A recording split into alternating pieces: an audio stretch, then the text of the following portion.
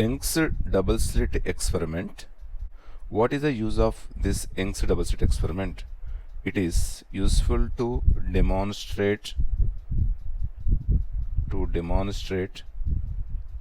the wave nature of light, and also it is useful to illustrate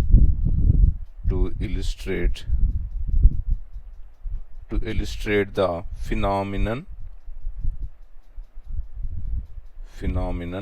of interference of light,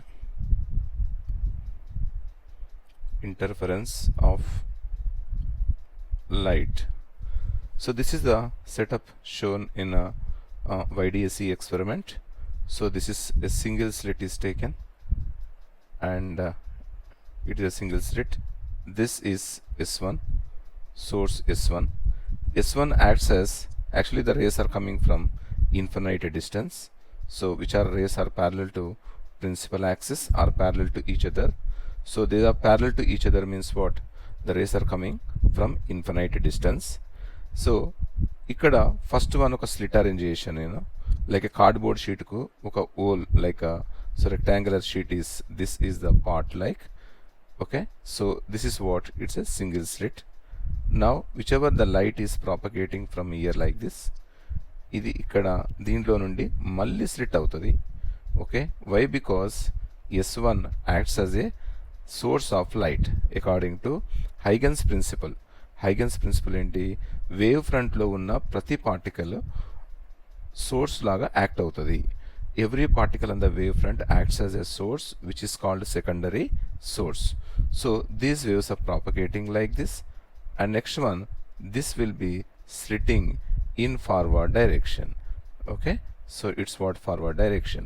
So this will be observed on the screen. This is what? Bright band. There is a bright band is formed, okay. So ఒకసారి చూద్దాం ఇది ఎట్లాగా అయింది.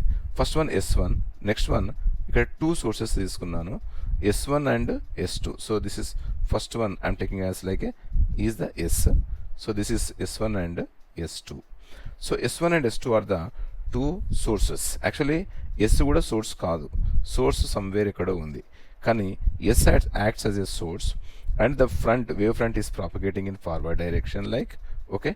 So then this will be spreading, and next one two slits arrange చేశాము ఇక్కడ S1 and S2. So దీంట్లో నుండి ఆ వేవ్స్ ప్రాపగేట్ అవుతున్నాయి. ఫస్ట్ ఇది ఎట్లా అవుతుంది చూడండి. So these are spherical wave front is formed. So due to this spherical wave front, so మళ్ళీ ఇక్కడ వేవ్ ఫ్రంట్స్ ఫామ్ అయినాయి because S1 and S2 are acting as a secondary sources. They are acting as a source.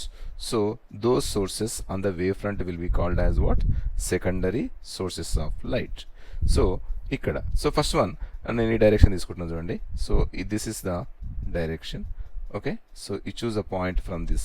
ఇదిగో ఇక్కడ తీసుకోండి, ఇక్కడ తీసుకోండి, ఇక్కడ తీసుకోండి, at every point on the straight line path. So this is called screen. It's a screen, okay, the screen. And next one is దీన్ని source slit అందాం, ఓకేనా. Source slit. Next one is this is what? Slit frame. It's like a slit frame or slit sheet అని కూడా చెప్పొచ్చు, okay. So YDSE Young's double స్లిట్లో మనకు మేజర్గా observe చేయాల్సింది, స్క్రీన్కి స్లిట్స్కి మధ్యలో డిస్టెన్స్ క్యాపిటల్ D తీసుకోవాలి. ప్రాబ్లమ్ సాల్వింగ్కి చాలా useful, okay. And next one, distance between the slits. So distance between the slits, ఇంకో స్లిట్స్ ఇక్కడ ఉన్నాయి చూడండి. ఈ distance between the slits is taken as D, okay. So first one, very important point, D is the distance between the slits, okay. Distance between the slits. A slits enti S1 and S2. And next one is capital D. Capital D is the distance between, so distance between screen and slits. So screens and slits or slit screen అని కూడా చెప్పొచ్చు, okay. So ఆ next one ఇక్కడ it's what very important thing. First one ఇవి spread అయ్యకుండా వచ్చిన తర్వాత ఇక్కడ మ్యాక్సిమం అంటే ఫస్ట్ ఫర్ ఎగ్జాంపుల్ ఇక్కడ పాయింట్ S1 తీసుకున్నాను, S2 తీసుకున్నాను, ఆ వేవ్ ప్రాపగేషన్ ఇట్లా వచ్చేసింది అనుకుందాం. Okay, wave is like this. So ఇది ఫస్ట్ S1 అంటే S1 P అనుకుందాం, S2 P అనుకుందాం. సో ఈ రెండింటి మధ్యలో పాత్ డిఫరెన్స్ ఎంత? రెండు ఈక్వల్ లెన్స్ ఉన్నాయి. సో పాత్ డిఫరెన్స్ ఎంత అవుతుంది? Delta is equals 0. First one delta is equals 0. Delta అంటే path difference. Delta is equals 0. Path difference 0 అయినప్పుడు కన్స్ట్రక్టివ్ ఇంటర్ఫరెన్స్ దాని ఇంటెన్సిటీ ఎంత అంటే 4I0. intensity is 4I0. okay, intensity I is equals to 4I0 cos square 5/2 is the intensity which we discussed in the before slide. So 4I0 cos square 5/2. Phi is the phase. Okay, it's a phase difference. So just what phi is? What phi is equals to k into delta x. Phi is equals to k అంటే ఎంతమ్మా? 2 by lambda into delta x. Delta x means what? Path difference, which we are calling as a delta. Okay, delta or delta x ఏదైనా చెప్పుకోవచ్చు.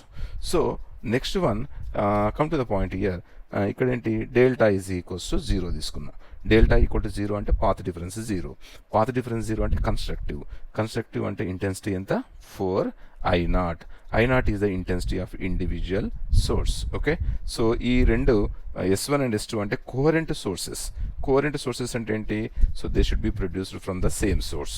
Produced by the same source means how it is possible? It came from the same source. Okay, the source is same, and from this it is splitting into the two, and from that it's going on like this. So this is what? It's a coherent sources according to the principle of interference. Okay, so next one, ఇక్కడ first one ఏంటి? Bright. ఇదేంటిది? So delta is equals 0. Next one ఈ పైకి వెళ్ళే కొద్దీ delta ఏమైందంటే path difference λ/2 అయింది. Okay, 0. Okay, so next one మళ్ళీ బ్రైట్కి వచ్చాను నేను. బ్రైట్కి వచ్చినప్పుడు path difference delta is equals 0. సరే, path difference is not 0. Path difference in first case is what? 0. First one 0 వచ్చేసింది ఇక్కడ. తర్వాత పైకి వెళ్ళేసరికి పెరుగుతున్నది అది. అంటే so this will become as lambda. అంటే 1 lambda, 2 lambda, 3 lambda means n lambda. So what is the phase interference is what? It's again 4I0. So sorry, intensity is what? 4I0. Intensity 4I0 అంటే intensity maximum ఉన్నప్పుడు bright form అవుతుంది. Okay, so next one మళ్ళీ dark వచ్చాను నేను ఇక్కడ.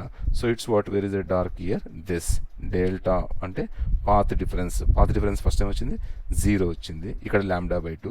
ఇక్కడికి వచ్చేసరికి lambda అయింది. ఇక్కడికి వచ్చేసరికి 3 λ/2. ఓకే, సో మళ్ళీ సో ఇంటెన్సిటీ ఎంత అంటే 0. So you can observe from this either sides. మళ్ళీ కింది కూడా చూసుకోండి. ఇది డెల్టా ఈజ్ ఈక్వల్స్ 0. మళ్ళీ ఇక్కడ డెల్టా ఈజ్ ఈక్వల్స్ λ/2. మళ్ళీ డెల్టా ఈజ్ ఈక్వల్స్ లాంబ్డా. మళ్ళీ డెల్టా ఈజ్ ఈక్వల్స్ 3 λ/2. సో 3 λ/2. λ/2 వచ్చినప్పుడు ఇంటెన్సిటీ 0. ఇంటెన్సిటీ 0 అంటే సో ఇక్కడ డార్క్ అయింది కాబట్టి ఇంటెన్సిటీ 0 పెట్టా. సో ఇక్కడ ఏంది? మళ్ళీ ఇంటెన్సిటీ ఈజ్ వాట్? 4I0. ఇక్కడ ఇంటెన్సిటీ ఎంత? 0. So you can observe this. Now first one, this is what?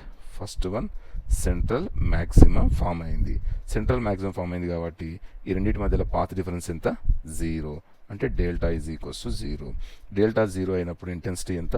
4I0. Next పైకి వెళ్తున్నాను, మళ్ళీ కిందికి వస్తున్నాను same. So delta is equals to λ/2. అంటే ఇది first dark. n is equals to 1. First dark దగ్గర డార్క్ అన్నప్పుడు ఇంటెన్సిటీ ఎంత ఉంటుంది? మినిమం ఉంటుంది. మినిమం అనేది ఎంత? 0. సో పాత డిఫరెన్స్ వచ్చేసి λ/2. నెక్స్ట్ ఇక్కడికి రండి. సో పైన మళ్ళీ బ్రైట్కి వచ్చినప్పుడు సో పాత డిఫరెన్స్ పెరిగింది. ఫస్ట్ ఎంత ఉంది? 0 ఉంది. నెక్స్ట్ లాంబ్డా అయింది. నెక్స్ట్ 2 లాంబ్డా అవుతుంది. నెక్స్ట్ 3 లాంబ్డా అవుతుంది. Like this. Okay, so intensity 4I0. మళ్ళీ పాత డిఫరెన్స్ డార్క్ వచ్చేసరికి సో ఆడ్ మల్టిపుల్స్ ఆఫ్ λ/2. ఇక్కడ కూడా ఆడ్ మల్టిపుల్ ఆఫ్ అంటే 3 టైమ్స్ ఆఫ్ λ/2. ఇంటెన్సిటీ ఎంత వచ్చింది? 0.